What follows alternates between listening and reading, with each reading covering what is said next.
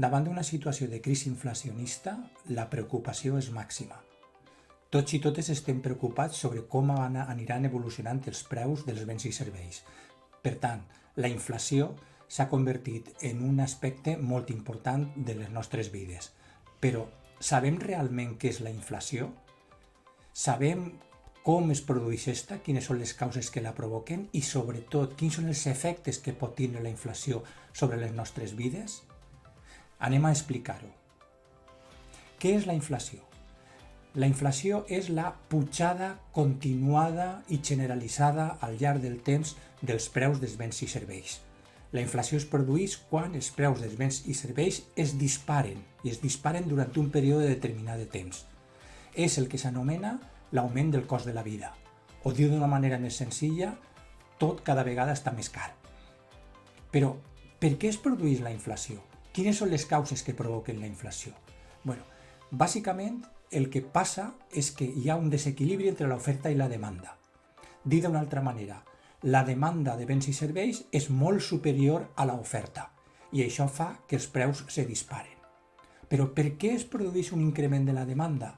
N'hi ha diferents motius, però generalment, i quan estem davant d'una crisi d'oferta, el que passa és que n'hi ha una gran escassesa de béns i serveis. I sobretot n'hi ha una gran escassesa de matèries primeres i dels materials que utilitzen les empreses per a fabricar els seus productes. Això fa que els costos de producció de les empreses es disparen, s'incrementen, i les empreses hagin de traslladar aquest augment dels costos de producció als preus. I d'aquesta forma és com els preus comencen a incrementar-se. La inflació es calcula a través d'un índex que s'anomena l'IPC, és a dir, l'índex de preus al consum. Este índex, l'IPC, es calcula a partir d'una cistella de la compra.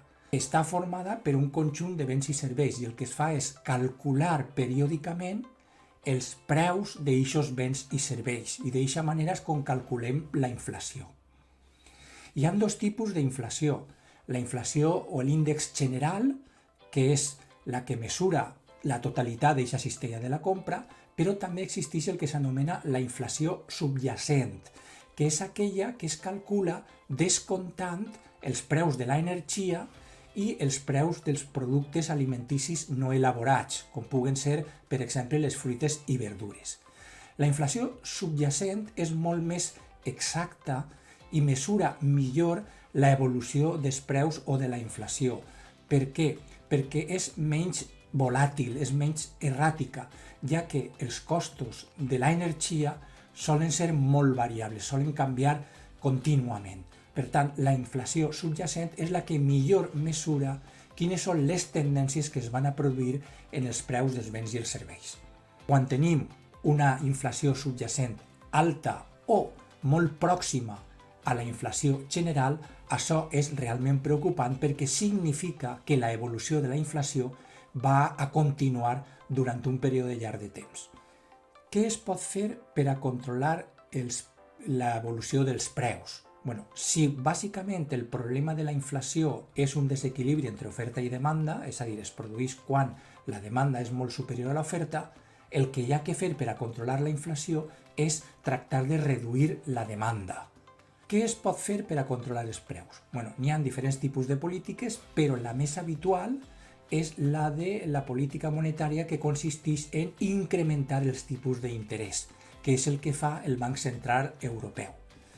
L'augment dels tipus d'interès desincentiva el consum. El que fa és que les persones preferisquen estalviar diners perquè d'aquesta manera obtenen una millor rendibilitat dels seus diners i, per tant, deixen de consumir.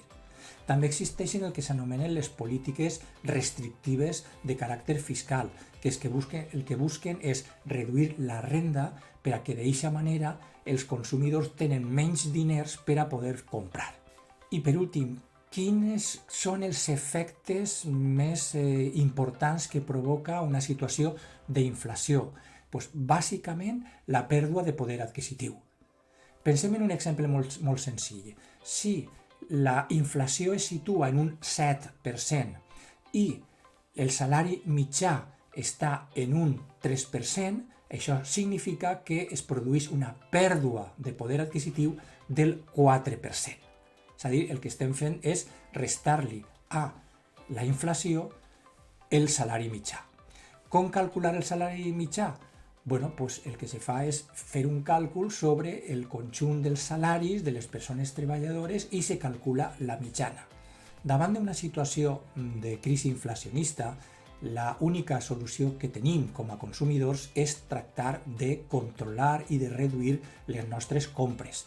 Hem de tractar de buscar de quina manera podem reduir el consum, lògicament no dels productes o dels béns i serveis bàsics que són necessaris per a la nostra vida, però sí tractar d'evitar compres superflues o aplicar un sistema de compres molt més restrictiu, de manera que consumim exactament allò que necessitem i en el moment en què ho necessitem.